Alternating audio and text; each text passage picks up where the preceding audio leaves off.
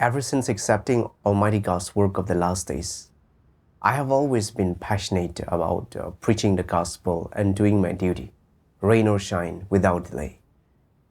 Later, I was chosen as a church leader. And whenever I saw the brothers and sisters having issues or difficulties, I tried my best to help resolve them. After taking charge of video work, I worked overtime, following up on and guiding the work. When progress was slow or there were deviations, I promptly fellowshipped and resolved them. After a while, I saw that the brothers and sisters' skills had improved and that the video work showed some progress. I felt quite happy, thinking, as long as I continue to endure hardships, pay a price, and get some results from my duty, I will surely receive God's approval in the future and have great hope of salvation. But just when I was fully engaged in my duty, one day I felt extremely tired and had no appetite. But I didn't pay much attention to this, thinking it was probably just because I hadn't gotten enough rest lately, and I assumed that it wouldn't be a serious issue. However, my appetite continued to decline, and my face looked haggard. Brother Guan Ming, who was cooperating with me, advised me to go to the hospital for a checkup. To my surprise, the doctor said I had hepatitis B and that there was a small hard lump in my liver, and that if it continued to worsen, it could turn into liver cancer. My head started buzzing. It can't be. I'm doing my duty. How can I get such an illness? This disease isn't easy to treat. I felt like there was a stone pressing down on my chest, and my heart was filled with pain and weakness. I thought of how over the years I had forsaken my family and career, endured suffering, and expended myself. Even when hunted and persecuted by the Communist Party, I hadn't betrayed God. So why hadn't God protected me? In my suffering, I thought of a hymn of God's words. When sickness befalls, this is God's love, and His good intentions are surely contained within it. Though your flesh may undergo a bit of suffering, accept no ideas from Satan. Praise God in the midst of illness and enjoy God in the midst of your praise. Do not lose heart in the face of illness. Keep seeking again and again and do not give up, and God will illuminate and enlighten you. God's words brought some peace to my heart. Yes, whether or not this illness would worsen was in God's hands. And although I didn't understand God's intentions at this moment, I couldn't complain against God. I had to seek His intentions, persist in my duty, and stand firm in my testimony. Thinking of this, I felt a little better. Going forward, considering the busy video work, the leaders were concerned that my body might not handle it. So they arranged for Brother Li Cheng and me to cooperate in preaching the gospel. While receiving treatment, I persevered in doing my duty. And whenever we encountered difficulties in our work, we would fellowship and seek the relevant truths to resolve them. Although I endured some physical hardships and paid something of a price, seeing more and more people accepting God's work of the last days made me very happy. And I thought, as long as I persist in my duty and suffer more hardships and pay more of a price, perhaps God will protect me and my condition will improve. But after some time, I felt my condition worsening. I felt tired every day, weak all over, and my appetite diminished further. So I went for another checkup. The doctor said that my hepatitis B had worsened and that I needed to be hospitalized for treatment right away. Otherwise, it would continue progressing and become difficult to treat. Since I was being hunted by the Communist Party, hospitalization would expose my identity and put me in danger. So I had to rely on medication and intravenous treatment. But my condition still didn't improve much. Over time, I became pretty weak, and I thought, this hepatitis B has already flared up again several times. If it worsens any further and turns into cirrhosis or liver cancer, my life could be in danger at any moment. If I were to die like this, could I still be saved? Surely this can't be how my life of faith in God ends. At this thought, I felt weak and limp all over, and puzzlement and complaint welled up within me all at once. Ever since I started believing in God, I have been enthusiastic in my duty and in preaching the gospel. Come wind or rain, scorching heat or biting cold, and regardless of being hunted and persecuted by the Communist Party and being unable to return home, I have never delayed my duty.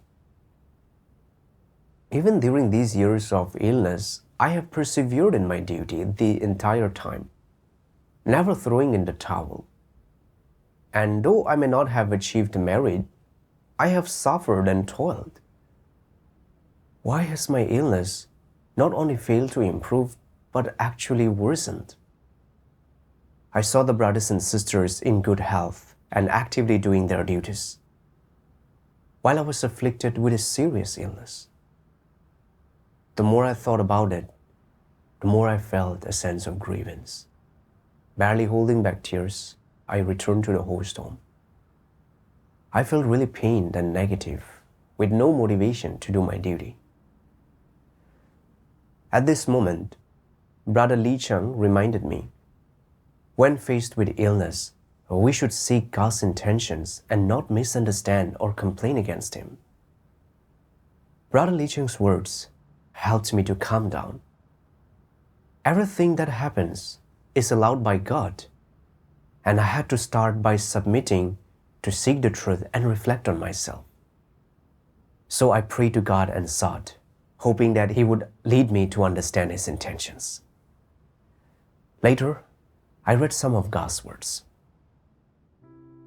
Almighty God says, "Some people think that believing in God should bring peace and joy, and that if they encounter situations, they only need to pray to God, and God will lend His ear, grant them grace and blessings, and ensure everything goes peacefully and smoothly for them.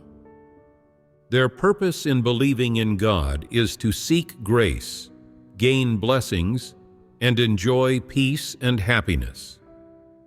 It is because of these views that they forsake their families or quit their jobs to expend themselves for God and can endure hardship and pay a price.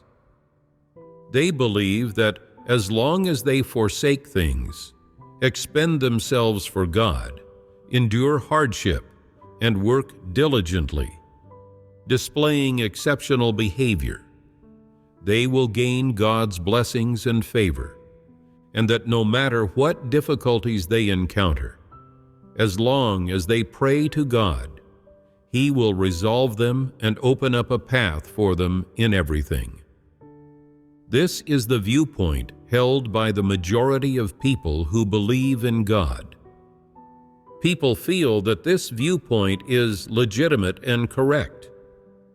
Many people's ability to maintain their faith in God for years without giving up their faith is directly related to this viewpoint. They think, I have expended so much for God, my behavior has been so good, and I haven't done any evil deeds. God will surely bless me, because I have suffered a lot and paid a great price for every task, doing everything according to God's words and requirements without making any mistakes. God should bless me. He should ensure everything goes smoothly for me, and that I often have peace and joy in my heart and enjoy God's presence. Isn't this a human notion and imagining? From a human perspective, people enjoy God's grace and receive benefits, so it makes sense to have to suffer a bit for this, and it's worthwhile to exchange this suffering for God's blessings. This is a mentality of making deals with God. However, from the perspective of the truth and from God's perspective, this fundamentally does not conform to the principles of God's work, nor the standards God requires of people. It is entirely wishful thinking, purely a human notion and imagining about believing in God. Whether it involves making deals with or demanding things from God, or contains human notions and imaginings, in any case, none of it aligns with God's requirements, nor does it meet God's principles and standards for blessing people. In particular, this transactional thought and viewpoint offends God's disposition, but people do not realize it. When what God does doesn't align with people's notions, they quickly develop complaints and misunderstandings about Him in their hearts. They even feel wronged and then begin to reason with God, and they may even judge and condemn Him. When God arranges an environment for people that completely contradicts their notions and imaginings, they form notions, judgments, and condemnations against God in their hearts, and may even deny Him. Can God then satisfy their needs? Absolutely not. God will never change His way of working and His desires according to human notions. Who is it that needs to change then? It is people. People need to let go of their notions, accept, submit to, and experience the environments arranged by God, and seek the truth to resolve their own notions, instead of measuring what God does against their notions to see if it is correct. When people insist on holding on to their notions, they develop resistance against God. This happens naturally. Where does the root of resistance lie? It lies in the fact that what people usually possess in their hearts are without a doubt their notions and imaginings, and not the truth. Therefore, when faced with God's work not aligning with human notions, people can defy God and make judgments against Him. To them, there is no goal more legitimate than believing in God to receive blessings. It is the very value of their faith. If something does not contribute to this aim, they remain completely unmoved by it. This is the case with most people who believe in God today. Their aim and intention seem legitimate, because as they believe in God, they also expend for God, dedicate themselves to God, and perform their duty. They give up their youth, forsake family and career, and even spend years away from home busying themselves. For the sake of their ultimate goal, they change their own interests, their outlook on life, and even the direction they seek. Yet they cannot change the aim of their belief in God. Apart from the benefits that are so closely associated with them, could there be any other reasons why people who never understand God would give so much for Him? In this, we discover a previously unidentified problem. Man's relationship with God is merely one of naked self-interest. It is a relationship between a receiver and a giver of blessings. To put it plainly, it is the relationship between an employee and an employer. The employee works hard only to receive the rewards bestowed by the employer. There is no affection in such an interests-based relationship, only transaction. There is no loving or being loved, only charity and mercy. There is no understanding, only helpless, suppressed indignation and deception. There is no intimacy, only an uncrossable chasm. God's words of judgment exposed in great detail the wrong intentions and viewpoints behind my faith in Him, leaving me feeling humiliated and ashamed. I'd always believed that by paying more of a price and expending myself more, I would be able to receive God's protection and blessings, and my hope of salvation would be greater. When I'd been suddenly diagnosed with hepatitis B, I had developed complaints about God in my heart, thinking that I had suffered and expended myself for Him all these years, and that God shouldn't have allowed me to be afflicted by such a serious illness. Although I had eventually submitted, I had still thought that as long as I persevered in my duty and endured more suffering and paid more of a price, perhaps God would protect me and my condition would improve. But when my condition had worsened, and I had even faced the possibility of cancer and death, I had thought that my desire for blessings had been shattered. So I had become negative and developed misunderstanding, arguing with God in my heart, believing that although I had no merits, I had suffered and toiled, and that God shouldn't treat me this way. I had even complained against God for not protecting me. In the revelation of the facts, I saw that my efforts and expenditures had been driven by a despicable intention, in that I had wanted to use my hard work, sacrifices, and expenditures as capital in exchange for a good future and destination, which was making a transaction with God. As soon as I had failed to receive blessings, I had misunderstood and complained against God. What I was revealing was all my satanic disposition. God is the Creator, and no matter how God orchestrates and arranges things, I have no reason to make demands on Him, and I should submit to His arrangements. But I had constantly wanted God to act according to my notions. And when things didn't align with my notions, I had argued with Him. I had freely enjoyed so much watering and sustenance from God's words, yet I hadn't repaid God's love. Instead, I had even misunderstood and complained against Him. How could I be a person who truly believed in God? Later, I read another passage of God's words, and I gained some understanding of the root of my transaction with God.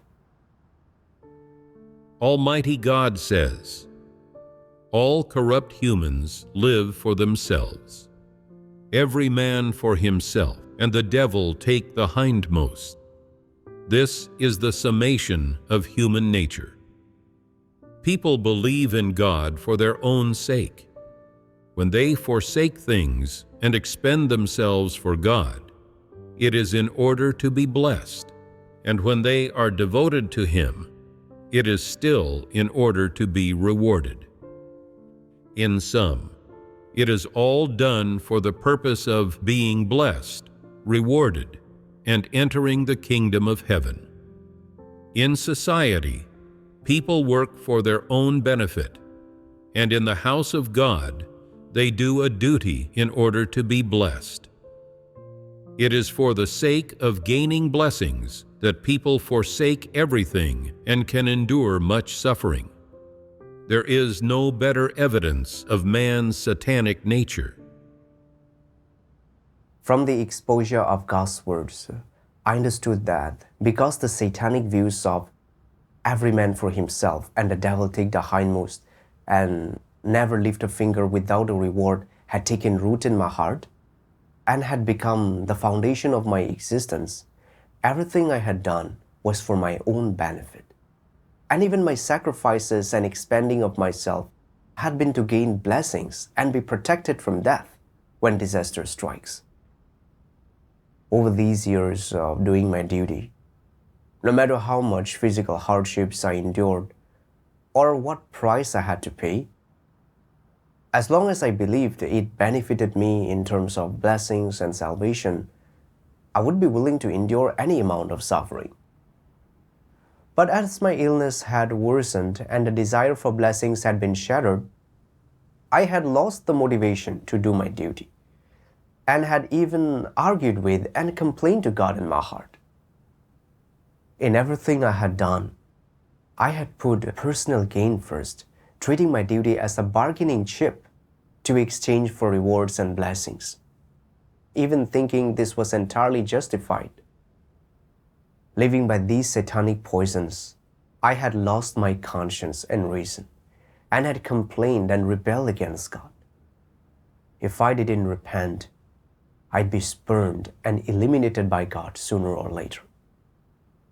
This thought made me both fearful and regretful. Someone as selfish and despicable as I had been, with an unchanged disposition, still had a deluded hope for blessings. How shameless! God's disposition is righteous and holy. No matter how much work one does, or how much hardship one suffers, or how much one pays a price, if there is no change in disposition, it is all in vain. God won't make an exception and bring us into His kingdom because we have suffered more hardships. Almighty God says, "You must know what kind of people I desire.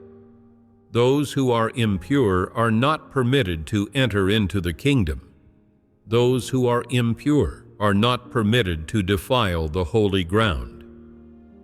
Though you may have done much work and worked for many years, in the end, if you are still deplorably filthy, then it will be intolerable to the law of heaven that you wish to enter my kingdom. From the foundation of the world until today, never have I offered easy access to my kingdom to those who curry favor with me. This is a heavenly rule, and no one can break it. You must pursue life. Today, those who will be made perfect are the same kind as Peter. They are those who pursue changes in their own disposition and who are willing to bear testimony to God and fulfill their duty as a created being. Only people such as this will be made perfect. If you only look to rewards and do not pursue changing your own life disposition, then all your efforts will be in vain. This is an unalterable truth. God doesn't measure people by their apparent expenditure or suffering, but by the path they take, whether they have gained the truth, and if their corrupt disposition has changed. Although I had believed in God for many years, I was only focused on laboring and working, and wasn't pursuing the truth. My corrupt disposition hadn't changed, and I still tried to bargain with God to gain blessings. How could someone as selfish and despicable as me be worthy of salvation? I thought of Paul. He preached the gospel, did much work, and suffered greatly.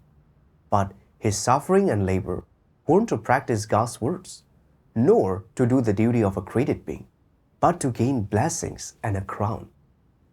Just as he said, "I have fought a good fight. I have finished my course. I have kept the faith.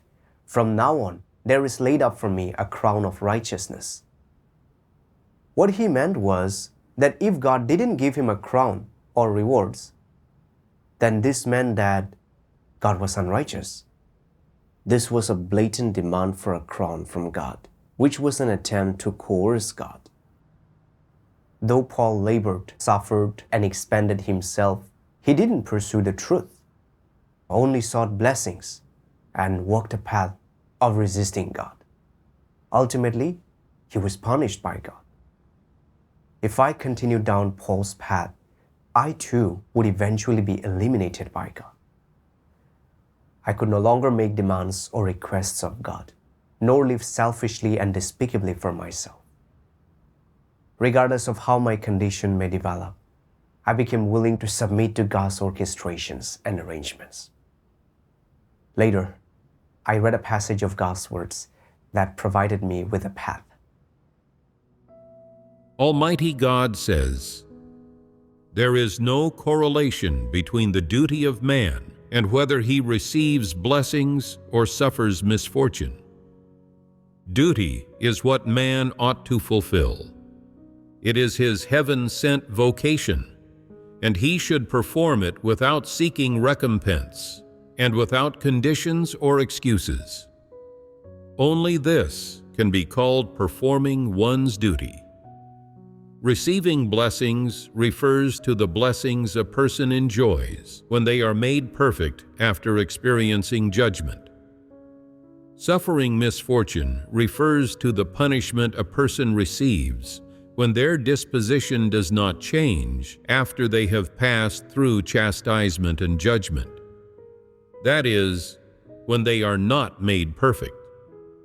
But regardless of whether they receive blessings or suffer misfortune, created beings should fulfill their duty, doing what they ought to do, and doing what they are able to do. This is the least that a person who pursues God, should do.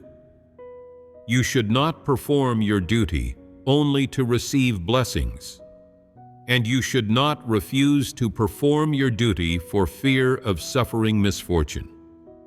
Let me tell you this one thing: man's performance of his duty is what he ought to do, and if he is incapable of performing his duty, then this is his rebelliousness. From God's words, I understood that doing one's duty is unrelated to gaining blessings or suffering misfortune. God gave me life and everything I have, and it is only natural and right to expend myself for God as a believer. This is the responsibility and duty that a person should fulfill, and it is what a person with a bit of conscience and reason should do. I shouldn't use my expenditure as a bargaining chip to demand blessings from God, nor should I complain against God for my serious illness.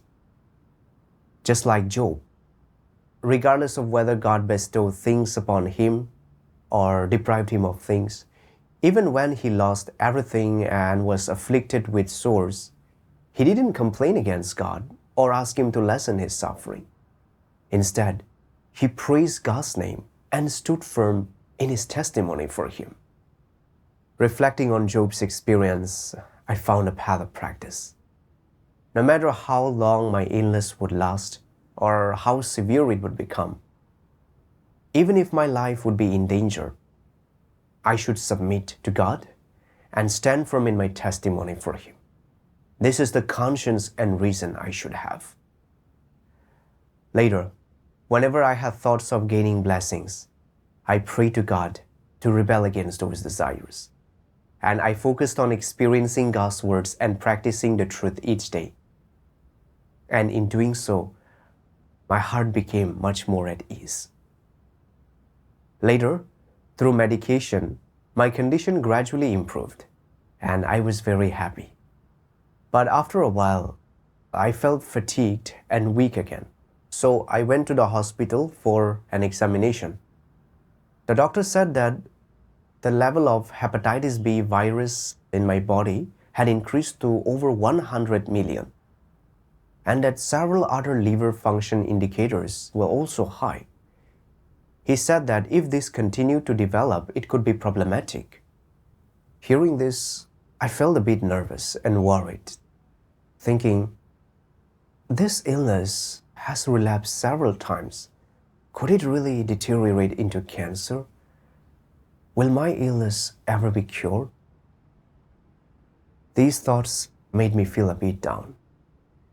I then realized that my state wasn't right. So I prayed to God. I read a passage of God's words. Almighty God says, "Since you believe in and follow God, you should offer everything to Him, and should not make personal choices or demands, and you should achieve the satisfaction of God's intentions. Since you are a created human being, you should submit to the Lord who created you, for you are inherently unable to control yourself and have no inherent ability to control your own destiny. As a created being, man should seek to know the Creator and fulfill the duty of a created being, and, most importantly, seek to love God without making other choices at all, for God is worthy of man's love. Those who pursue a love for God should not pursue any personal benefits or personal hopes. This is the most correct way to pursue." From God's words, I understood God's intentions and realized that life and death are in God's hands. I couldn't make unreasonable demands of God anymore. And regardless of whether my illness were to worsen, even if it meant dying or having no final outcome or destination, I would still submit to God's orchestrations and arrangements. With this in mind, I was no longer constrained by the state of my illness, continued to do my duty as usual, and I felt quite liberated. Later, I continued with traditional Chinese medicine, and I felt that the condition gradually improved. After the final checkup, several liver function indicators had pretty much returned to normal. Through this experience of being revealed by this illness, although I suffered somewhat, I'm very grateful to God. Without this environment, I wouldn't have known myself and would have continued to think I was sincerely expending myself for God. But now I see clearly my mistaken views of seeking blessings through believing in God. And I gained some understanding of my selfish, despicable, and profit-driven satanic disposition. These are the gains I obtained by facing this illness.